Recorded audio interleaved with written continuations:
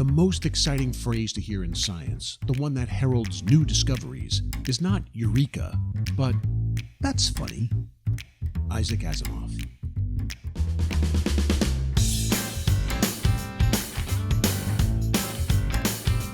Hello and welcome to the very first episode of It's Time for Science.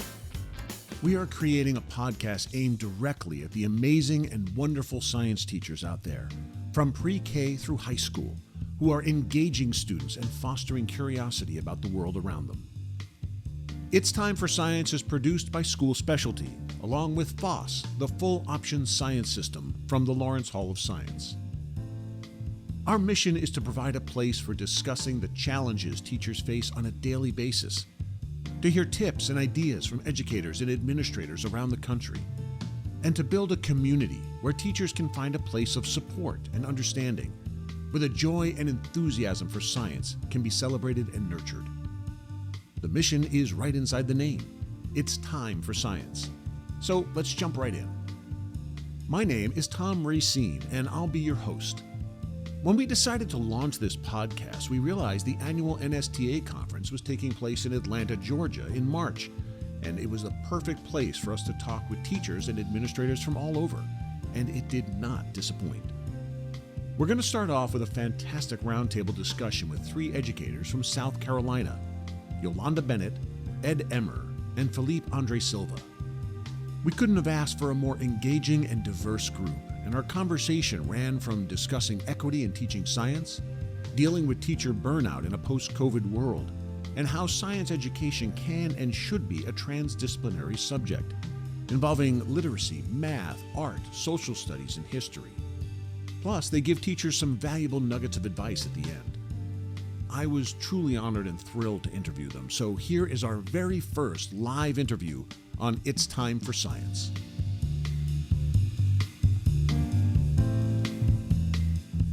Well, we're here at the NSTA here in Atlanta for the big science convention, and I have an amazing group of South Carolina teachers and educators with me. I have Ed Emmer, Yolanda Bennett, and Felipe Andre Silva with me to talk about things like equity and accessibility in science, challenging the anti-science rhetoric, so we're going to get right into it. So I want to start at the top with equity and accessibility in science. How do we effectively create that in a science classroom, or what are your feelings on that? We'll start with Ed. So, too long, science has been this thing that people would say, oh, well, science is, boys are good at science. Boys are good at math and science, and we need to do, girls just shouldn't be taking those classes. And if you look at who scientists and engineers are, quite frankly, they all look like me, old white guys. You ask students in a classroom, draw what a scientist look like, and you get variations of the Albert Einstein mad scientist look. And that doesn't reflect who are in our classrooms. That doesn't reflect who should be the future scientists and engineers and doctors and innovators in our country and in the world. So what this is a problem, because when students don't see themselves reflected in the possible future that they can work for, then it becomes that much harder for that student to accomplish, for that student to internalize the goal of becoming that future. So this is important for one of many reasons. This is important is because students who don't look like, well, me, need to have the same opportunities, need to have the barriers removed, need to have the challenges, the systemic challenges dismantled, so that they have that same opportunity to become things that they should aspire to become. Okay. Yolanda, you have anything to add to that? How do you feel about the whole making things more equitable in science? Well, I'm not too far from Ed. I'm right down Interstate 26. And fortunately, I work in a space where we were historically 8 districts that went to 5, that went to 3, and now we are 1. So Orangeburg is very vast in terms of acreage and landmass, and that encompasses several different cultures. We can't talk about equity without talking about culture. So I can't drag something from the western side of the district and make it work for the central. And I can't necessarily drag something from the eastern side of the district and take it all the way to the western side of the district and expect it to work with the same efficiency and efficacy. So when I talk about equity, I have to consider the culture of each particular region of the land where I work. And not only do I have to look at culture to create that equity, to echo one of the sentiments that was mentioned this morning, when we talk about science, we can't talk about science without talking about utilization of space. So the space that I utilize in the East will look completely different in the West. In the West, we're closer to the Edisto River. So I may go and I may do a biodisc where we look at the flora and the fauna in the region in the East, but that's going to look completely different from not necessarily completely different, but I'm going to notice some things different from when I look at my bioassay in the West, which is the Edisto, compared to in the East, which is around Santee, that region. Okay, and then we have James Island, which is just a hop and a skip over, but one of our hugest supporters, the Biodiversity Project, is located in James Island, so that's brackish water compared to fresh water where we are. So when I create that equity, I have to consider the cultures that are in different regions, because everybody is consolidating best practices, doing more with less. That's the first thing I have to consider, because my audience, which are my students, they aren't going to gravitate towards that if they can't see themselves in it, to echo what Ed just said. So it's making it relevant to them specifically is a big factor in all of this. Exactly. Okay. Philippe, how do you feel about this? Where do you come in on the equity part of it? I completely agree with Yolanda, because Beaufort County is a big district. There are, I think, 34 schools in Beaufort County. There's 6 high schools, there's 8 middle schools, and the rest is elementary schools. So what works in one school probably is not going to work for the other school. So we have to be very conscious that, yes, we want to make sure that the equitability and all the things are happening, but also that every single building is very different. So what works in one building, it's not going to work in the other building, literally across the street sometimes, because of how the lines work in the district. But it's also about the representation.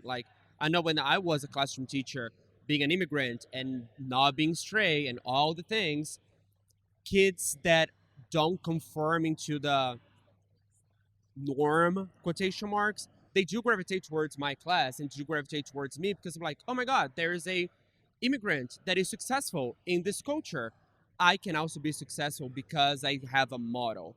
So we also have to make sure that we are thinking about that on the representation in the classrooms as well. Okay. Representation matters. It's Yes. such a huge thing these days. I want to start with you, moving to the next part. Speaking sort of along that line of challenging the anti-science rhetoric, which seems to have sadly increased over the past decade, something that, I always feel that we're moving forward as a society. And then the last 10 years, we're like, oh, okay, we're not. Do you have to deal with that? Do you have to deal with any anti-science rhetoric, and how do you approach that? How do you, if a administrator or a teacher or a parent, more likely, is coming to you and saying we shouldn't be learning this, how do you approach that? How do you tell them how important science is? So I just started this job as a science coordinator 3 months ago. So I know, crazy. But on a teacher perspective, right? Because I taught biology, and biology has some topics that are controversial for some people, like evolution. So what I told my students is that the State Department says that you have to learn this because it's on the standards. If you don't believe in it, that's your choice. You still have to learn because the State Department is saying that you have to learn, and that's the end of the conversation. So we have to move away from if the state says that it has to happen because they're going to get tested in the end. So if a parent has a problem with that, I will not fix that issue as a one teacher in the state of South Carolina. I cannot change that. The state can change that. So I always move towards if you have anything to say, say to people that can make that change, because I can't. Right. Go to the proper level. So, yeah. Ed, what do you think about the anti-science rhetoric? How do you battle that? It is baffling that we have to remind people that the earth is not flat and that vaccines work. That was probably the one that got me the most, was wait, we're still talking about this? Exactly. Columbus knew it was round. Come on, people. The science fiction movies in the 1950s and 60s, we were supposed to have flying cars. And now instead we're saying, no, once again, It's not a flat planet. But more seriously, I find that it's less students who are pushing back, unless it's, well, my parents said, or my mom said, or my dad said. And students, when not force-fed information, which should never be the business of us being a science teacher, but with engaged in the phenomena, engaged in the process, collecting the data, then you're not telling a person what to believe. You're providing them an opportunity to assess for themselves. This is what the data says. This is what the evidence says. Now let's interpret that. That it's less the students, it's more the parents who think that we are harming, or we are indoctrinating, or we are doing something wrong by teaching these certain things. And for me, it comes back to, let's look at data. Let's look at the phenomena. Let's look at this process and try to understand it. Set aside whatever preconceived notions you might have, and let's just look at that. But it has to be fought, because the generation who's going to solve the problems that we've created and that we've allowed to perpetuate from previous generations is going to have to be this next generation. And they can't be a generation of future scientists and engineers mired in medieval ideas. Right. I know I was always taught to, scientific method. You test it, and if it fails, you do something else. And it just seems obvious to me. But then there are people who just don't trust that sort of thing. Yolanda, how do you feel about that? The anti-science rhetoric, is there anything, how do you approach it if anybody approaches you with it? Well, what we do, with what we all sitting around this table do, we stand in the gap between I can and I cannot. That's the very nature of what we are. Education itself is an improvement science. When we look at the last two generations, there have been so many cosmic shifts in between what's happening now and when I say the parents of our students and our students. The rate at which things have changed between those two generations is faster than any other set of generations that preceded them. So I think school districts have done a great job in creating positions like parent liaisons and all of those things that do the outreach, that talked about the very things that Ed mentioned. This is just the data. We are training people to think and formulate their own lifestyles, habits, and everything from what we present. I think in order to accomplish the things that lie before us, we have to look at the teachers and the educators as data presenters or facilitators, and then you shape your own form of thinking. I think we need to get out of the train of thought that experiments and investigations just exist in the classroom. Our very lives are experiments. And once we jump over that hurdle, then we'll be able to accomplish those new frames of thought to tackle those topics like evolution and genetic redesign and all of those things, that these careers that our kids need to have that mindset to be successful in. We're going to need to let them practice that at this level in order to be successful at the next level. That kind of leads me into the next one of recruiting and retaining science teachers. Anecdotally, my wife is an administrator at a school, and I'm sort of tapped into that a little bit in the terms of, especially after COVID, teachers burning out and just running into all sorts of problems. And it's obviously, I think, is going to be an issue coming up in the next few years, getting new teachers to come in. So I was wondering if you could, Philippe, talk about a little bit, how do you recruit teachers? How do you get them? Is there a burnout? Have you noticed a burnout in teachers? And how do we counteract that? Yes, there is a burnout. That's why I left the classroom. Simple. You're ready to say you're looking at burnt out. Yeah, exactly. Simple. Like, if I was not burnt out, I would not have left. Do you know what I mean? Like, so, and I have not been teaching for very long. This is year 6. So me as a year 6, I was burned out. And there are multiple reasons why I was burned out. And there's N factors in my burnout. It's not the same as my peers' burnout. So burnout is kind of like an umbrella term of a lot of other things that can influence a teacher leaving the classroom. And in my opinion, it's all about the support. Like, the more support you give those teachers, less burnout they might feel. And so we have to make sure that we are listening to them and seeing what they need, seeing their opinions, make sure that they are heard, not just like, I hear you, and turn around and walk away. Like, no, let me listen to what you have to say, and then let me see if I can help you with your issue. And there's a lot of teachers that quit because that main thing of like listening and providing a solution that never happens. And then just like, okay, so the solution is I'm gonna go. And it's becoming a major issue. Like the amount of open positions in South Carolina right now is astronomical. And what we're gonna do, because I don't know what to do either. And it's concerning, very concerning. Ed, you want to weigh in on that? I think it's retention and recruitment of all teachers, and science and math and engineering in particular, because those are high needs, critical needs subjects, is a very complex subject. It would be an insult to teachers struggling with these problems to try and oversimplify it. But in terms of some broad trends, pay is a big one. And he'd be embarrassed when I say this, my older son is going to graduate in the near future with a degree in chemistry from South Carolina University. And is one possible path for him will have him going into industry. Well, he will make more his first year than I make in my 24th year with a PhD. And that's wonderful for him. But it speaks to what is valued and what is not valued. So pay is a big issue. How do you retain and how do you recruit and retain teachers who can't afford to live in the community that you're trying to recruit and retain them into? Respect is an issue.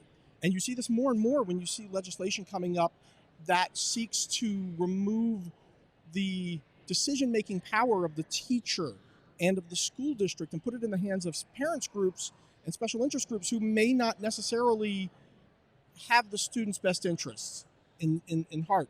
How do I want to become, if I were a biology, I have a geology background, but if I were to be a biology teacher and I knew that one of my subjects was evolution, and I now have parent groups who are trying to push themselves into my classroom and insist that I teach some aspect of intelligent design or creationism, or I might lose my job. Well, that de-incentivizes me to want to even pursue that job in the first place. Respect in education has often been a challenge because, I respect my doctor's knowledge because I can't even begin to understand. I respect the person who works on my car because I don't know all those skills. But every one of us has experienced one end of K-12 education. And for some, that makes them think they're an expert on it because they don't necessarily understand what goes on the other side. So everyone's got an opinion, everyone weighs in on it, and sadly, many of the people making decisions about that have only experienced that one side and not the complex side of being, behind the curtain, so to speak, that a teacher lives in. Yeah, the day-to-day stuff, what teachers go through. I think that it was funny at the beginning of the pandemic and the distance learning, everybody's like, oh, thank God the teachers are doing stuff. And then by the end, it was like, stupid teachers, and I'm like, how did that happen? They went from heroes to now you're all of it. It was very disheartening, very disheartening. Yolanda, how do you feel about that concept of Going recruiting back people? to your question, you said that it was a problem that was coming. It is here now. Agreed. If you go to the websites of various school districts, you'll see 5 and 6 pages. And 5 of those pages are teacher positions. And bus drivers running close second. So there are 3 things. That I would keep in mind. Number 1, the way I came to education, I was not a classically trained, if you will, educator. I attended South Carolina State University. I was a biology, biochemistry minor. And I went and worked in industry. I worked for Savannah Riverside. And then as I began to have a family, somebody got to stay closer to home. So I transitioned into education. I came in through high school, did 12 years high school, 6 years middle school, elementary, and then stepped out as a coach. That being said, we're going to have to figure out how to harness people like me. And once we harness them, how to keep them. Which brings me to point number two. We can only keep them if we allow people to be themselves. So many times we dim the light of science people, which are a creative niche. Science and math people, we think differently. We do. And we have to nurture that way, their way of being and thinking, because so many times we want to smash them into a mold and it pushes them away to do other things. Going to your point of burnout. Burnout is here and now, but we have to learn how to nurture the burnout. When I said you're looking at burnout, sometimes I get burnout during the day, but because I'm trained a certain way or I'm blessed to have leaders that pour into me, they breathe back into my embers and my flame gets going and I come back out to fight another day. Um, but everywhere isn't like that. So I think we have to train the older generations of leaders to learn how to breathe life into those people that come through and make them want to fight another day. Because like kind of piggyback on you, like there's burnout in every single job. Like everyone is going to experience burnout, period. But the fact that there's people having burnout and then quitting, like literally abruptly. There was someone that I know of that they started a job and quit 3 days later. Like, what made the person quit 3 days later? Do you know what I mean? Like, what is going on? So, like as you said, like we have to make sure that we have a system that is cultivating this and like it's making it like not extrapolate towards the worst, which is people just leaving the classroom. Because people have options. Like he mentioned his son. Like my options, I chose to take a step back and look at, because I was teaching in nature every day. I worked in the laboratory at Savannah Riverside. So what's the next logical step for me? However, when you have that many options like his son has, I don't have to take this. And that's just the reality of it. I can go back and do this. So we have to learn how to be a more supportive and a more nurturing environment. I remember when I came to teaching through PACE, and I joke about it, but it's a very real thing. It was like new teacher hazing. She's not a classically trained teacher. So my mission was I'm going to be just as good. So when I stand up, no one can tell the difference from me and someone else. But everyone doesn't attack it like that. So you have to be nurturing and present yourself a certain way to get the result that you need for your school. I live in California, and as I've gotten older, I've had the desire to teach more. I have a lot of theater and film and all this sort of background. I'm like, why? I'd love to go teach, but the barriers are so high to get in. I mean, I would think that if you've got 25, 30 years experience, maybe we could bring some of those people in too. It's like make a program to get it easier for you to become a classroom teacher. I mean, it just seems to me like there's a lot of untapped market. People as they get older would like to teach and pass on their information, but there are efforts to provide those avenues, but I think those avenues also need to be provided very carefully so that somebody who comes from industry in whatever way comes in not just empowered to share a wealth of experience, because I did come through a teacher education program, and I would never be able to share the kinds of things, a lot of that you can share with yours, because you lived in a setting of application that I never experienced. That needs to be empowered, not inhibited. That needs to be empowered. But at the same time, for that person who's never learned how learning takes place, that also needs to be enabled in those individuals. So one solution is to look for ways to bring people from who haven't come up through a structured formal teacher education program, but at the same time ensure that they have the opportunities and the skills to be effective, and not 3 days later decide, no, this isn't for me, I'm out. right. And like leaving the classroom was hard for me, like hard. It was probably one of the hardest decisions besides moving away from my country. Because you obviously love teaching kids. You want to be around the kids. Exactly. Yeah. Like, and then every day, and I'm like, oh my God, I miss the kids. I miss my classroom. I miss teaching. I miss that connection with the kids. But what you hear from teachers is that when they leave, they don't leave because of the kids. They don't leave because of their classroom. They leave because of other things going on. And we have to make sure that those extra things don't happen as often as they happen. The name of the podcast is It's Time for Science. So I want to wrap up with the idea of how do you make time for science, especially I think in the younger grades, teachers who may not be trained in science, but they have the materials, but they're kind of intimidated by it. How do we find time? What kind of tips, time-saving tips, or also just sort of why is it important for these teachers to be introducing science at a very young age, starting with like kindergarten? How would you feel about that? How do they make time for science? So I think it's, again, this is going to show my age. So I'm very, very young. I'm young. So He says literally to the guy who's almost 50 sitting next to him. I was going to say. I'm 31. So, and then like I got here yesterday. I got my bag, and then the first thing that showed up was like how to connect Pokemon with science, and I'm like, this is nice. Like if I was a 7-year-old, even right now, I saw the magazine. I was like, oh my god, Pokemon! That's amazing. So like, there's so much going on outside of the classroom that we can bring to the classroom to make those kids excited. But again, do we have the time to find those things? Some people don't. So that's what I'm trying to do for those people, like trying to find those connections to make science exciting or more exciting for those kids. Because if they're excited in first, second grade, they're going to keep being excited afterwards. So that's what I'm trying to do, like build that excitement in the younger grades so that excitement keeps building up.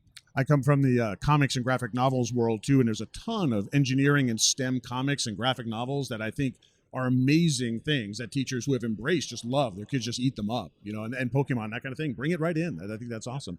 And how about you? How do you find time for science? This is something that I live and breathe on a daily basis because I only support elementary teachers. And you hit the nail on the head with one of the challenges, and that is most elementary teachers do not come into the classroom with a background in science. So there's that factor of, well, if you don't understand then you're of the concepts, then there's a greater likelihood you're going to lack the confidence that needed to be effective, and you won't feel comfortable teaching that. So I tell them my job is to help them feel comfortable, confident, and competent at being that science teacher. One of the other barriers, and this is more systemic, is especially in the younger grades, there's a prioritization of ELA, of literacy and math. And I'm not saying that those are not important. Literacy provides the language with which we use to describe the world around us. Mathematics give us the tool to quantify and measure and figure out that world, but that world is a world of nature, a world of science, a world of social studies, of history, of personalities. We have created artificial silos that need to be dismantled. And it all goes together. Exactly. The best science learning experiences don't necessarily look like exclusively science learning experiences. And that is where that time can then be captured. Because then literacy is not just taking place in the silo of literacy, it is taking place in a more authentic, a more holistic manner, because we're just learning about a thing, about a phenomenon. And into that, we're bringing literacy, we're bringing mathematics, we're bringing culture and community, and we're bringing in the phenomena, the science itself. And the time occurs. But we have to get away from this mindset of, yeah, but that's not how it's going to look on a test. Yeah. And that test score is really important, so no, I want you to do that. Yeah. And that harms every subject, not just science. Yeah, because I've always felt if they could bring them in. I mean, I was an artist as a kid. I mean, I had a science teacher let me do an art project comic, and I learned more that time than any other time I was. So, I mean, it'd be great to bring art in and English and all that kind of stuff. I think it's a wonderful thing. Elena, how do you make time for science? Doing exactly what you're speaking of. In education, we call that a transdisciplinary approach to education. Ed is right. We created these imaginary blocks of time that said, okay, I'm going to teach you ELA from this time. I'm going to teach you math from this time. But that's not mimicking what happens in our real world environment, because it all comes at you together and you have to process and or segment it in its appropriate category and then act accordingly. Some schools have taken the approach like we have in some of our schools. We have 32 schools in our district now with the total consolidation. And what we've done at some schools is create schools within a schools or magnets within a school, like AgTech, which is a transdisciplinary approach to education in the western side of the district, where farming resources are most. So we take what the kids see every day in their culture and integrate it with all the content and create a curricula that the kids recognize. Our tagline is where culture, collaboration, and curriculum meet. Okay. Other schools, we've taken a co-teaching approach, where we may have an ELA and a science teacher do things like incorporate literacy and STEM, things of that nature. Marry it as much as you can as possible. For example, in social studies, you can tell a story, but use cause and effect from ELA to teach it. Looking at the underlying causes of the Spanish American War, things of that nature. So, going back to best practices, learning how to do more with less, and teaching education as a situation, as you will, rather than compartmentalize it. So you said that thing about how the real world doesn't look like what a classroom looks like because of these silos, and to just go one step further with that, we say that our job as educators is to prepare our children, our students, our future scientists to be successful in the real world. Yeah, but the only place where that their success is then measured on a test is in a school. We're not preparing them for the real world if all we're preparing them for is a test. In terms of time for science, do you have a specific piece of, like, a very, very specific real world piece of advice or a nugget for a teacher? How about Philippe? You want to start? I would say that you're not alone. Like, you have a team in your building, you have a team in your district of teachers that have been doing this for a while, or they're new, or they have different ideas that you never thought before. Talk to people. Like, I don't know how to do this. Can you give me an example of how you bring this concept into the classroom? People will help you. They will. Like, teaching is a collaboration. Like, if we're not collaborating with each other, we are not doing science the way that it's supposed to be. Imagine you're doing an experiment alone. It's going to be 10 times harder than if you have like a team of people doing it together. So talk to people, ask questions, ask for help, collaborate. That would be my advice. Yolanda? I would say, simply put, close the door and teach. And what do I mean by that? I tell the teachers in the building in which I'm housed all the time, your classroom, that level of autonomy that you have in your classroom, if you choose to go up the educational ladder, you will never have that level of autonomy again. The things that you're allowed to do in your classroom, I can't do as an instructional coach. I can't do at any of the higher I go up the ladder, the more reins are put upon me. So close the door and teach. You know your data better than anybody. You know what your kids need better than anybody. You have the relationships with your kids to get them to understand what they need to understand. Don't be afraid. If you see something, try it. Try it. That's great. I like that. Ed? So what I would say to that teacher who says, I don't know, I don't have enough time, I'm not sure, I would say, take the risk. Reach out to the people, shut the door, and just teach, but take the chance. The standards define the what, they don't necessarily define the how. You have, as Yolanda said, that opportunity for autonomy to figure out a way to do it. And if you're not comfortable in the science, be a learner along with your students. Learn it with them. You humanize yourself, and the students will see that it's okay to have questions and doubts and struggles, because look, Ed's got them too. But listen to your students. And when I say listen, I mean pay attention. If they're not excited, if they're not expressing curiosity, if they're not engaged, then take a step back and look at how you're doing it and say, okay, am I doing something that's maybe turning off that curiosity? Because nobody should ever want to be the reason a student comes to a middle school teacher or a high school teacher and says, I just don't like science. Humans are born curious. Children come to the learning experience curious, but something happens that can crush that curiosity.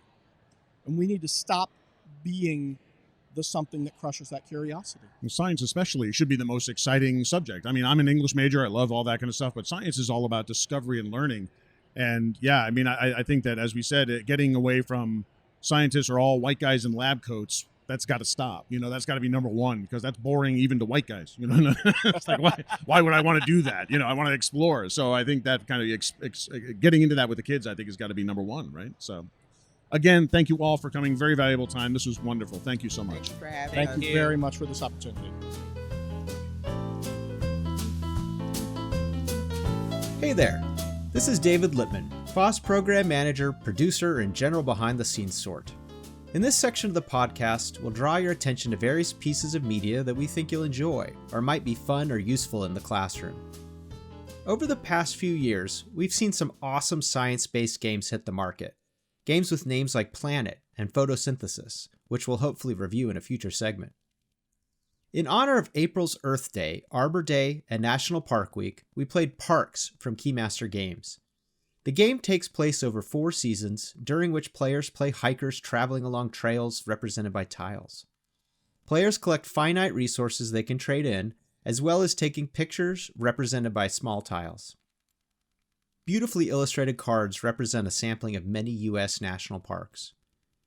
There are lots of videos online showing you in more detail how to play, including a great one from Keymaster with a friendly puppet. Parks is suggested for 10 years and up, and we think this is definitely a game to have kids with some more complex game experience sprinkled into the playgroup.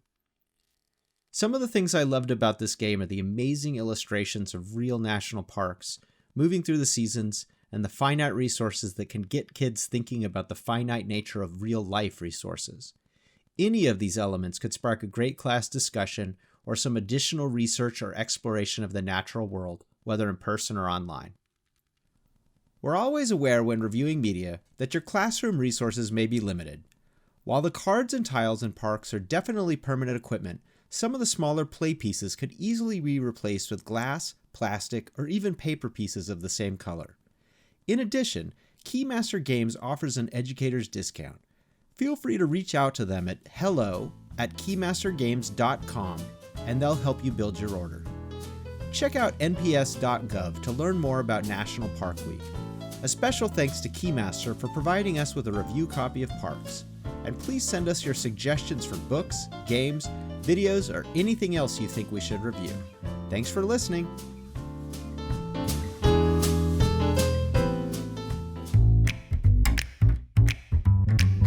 Thanks for listening to the very first episode of It's Time for Science. We're eager to start building a community of teachers and educators who want to share our passion for teaching science. So we want to hear from you. What do you want to hear? What do you want to know? And how can we help? We'd love to hear your tips and strategies or any suggestions you might have. So write us at itstimeforscience@schoolspecialty.com. And we're over on Instagram too. Just search for It's Time for Science. We'll leave you with a little bit more fun from NSTA, where we ask people to tell us their nerdiest passions. We'll see you next episode. Hi, my name's Steven Spittler. I'm a 8th grade science teacher at Trickham Middle School in Lilburn, Georgia. Excellent, excellent. So what's your particular nerddom? Star Wars. Star Wars? Lord of the Rings. Lord of the Rings? Harry- Oh, a I'm a little big bit of Lord of the Harry Rings Potter, fan. yeah. All right, so if you have to choose one of those universes to live in, door opens up, you gotta go, what nerdy universe do you go live in? Middle Earth. Middle Earth? For sure. All right, now what are you in Middle Earth? A hobbit.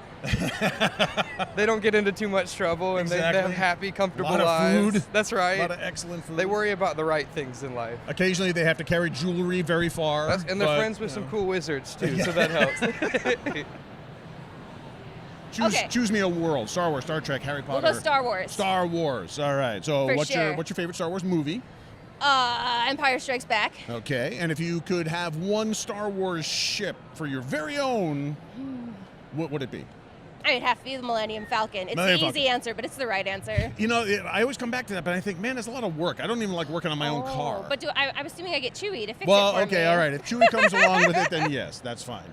How about your favorite character overall? Can't be one of the main ones. Can't be one of the Can't main one of the big ones. three. It's got to be. You know, my old answer was IG-88, but now he's popular, so it can't be him. But that was my old answer. That's a great answer, though. Damn. So I guess my new answer is going to be Ula, the Twi'lek in Jabba's okay. palace. Excellent. Yes. Excellent. Yes. Yeah, I'd like to think she survived when she She fell. did. She yeah. totally. Yeah. She had him mostly dead. That's why Luke could do it. She wore him out and then That's right, escaped that's through the right. thing. That's awesome. Thank you very much. You're for this. welcome. This is awesome.